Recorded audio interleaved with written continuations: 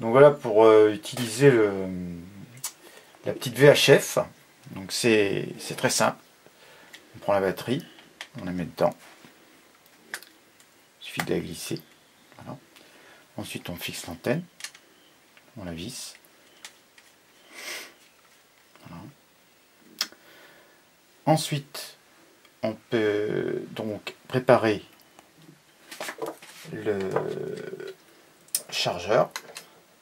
Donc on branche le chargeur.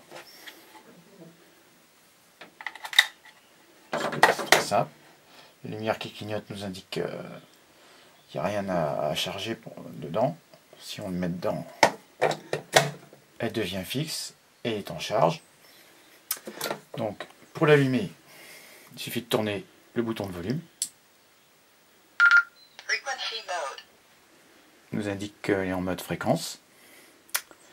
Il y a aussi le kit main libre.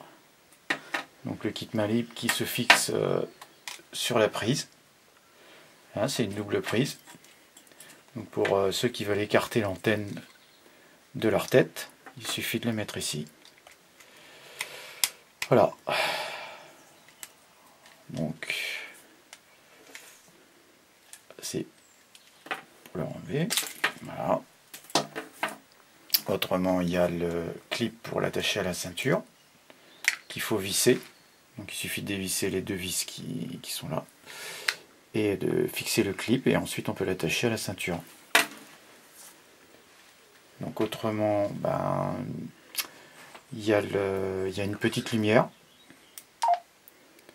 qui permet de voir la nuit facilement, ou alors elle clignote pour peut-être envoyer un signal.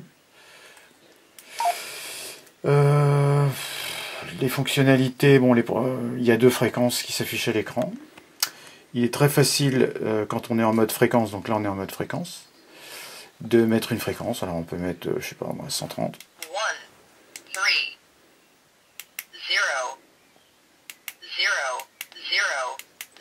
Comme ça on émettra sur le canal 130 MHz et on recevra sur 130 MHz. Mais il y a une fréquence plus bas qui est marquée 438-500, et cette fréquence là, on peut aussi l'utiliser pour émettre et recevoir. Il y a double fréquence. Pour émettre, il y a le gros bouton sur le côté. Donc quand on émet, l'écran s'illumine. Autrement, voilà, c'est les fonctionnalités principales.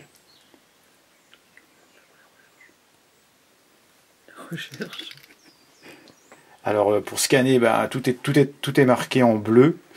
Pour scanner, il suffit par exemple d'appuyer.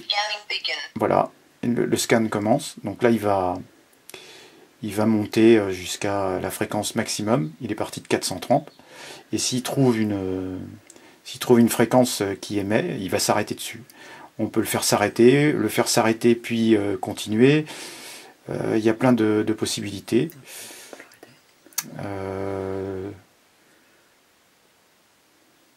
Voilà. De toute façon, il y a un menu. Hein, on peut donc pour l'arrêter, il suffit de appuyer dessus. Dans le menu, là, il y a toutes les fonctions. Hein, il y a 40 fonctions. Hein, pour resetter, pour mettre le Roger ou pas, pour envoyer un message, toutes sortes de fonctions qu'il y a sur la VHF, sur quelle bande on est, la couleur de la LED selon qu'on reçoit ou qu'on émet. On peut tout régler indépendamment. Il y a 128 canaux. Il y a possibilité de faire l'offset. On peut faire verrouiller le clavier automatiquement.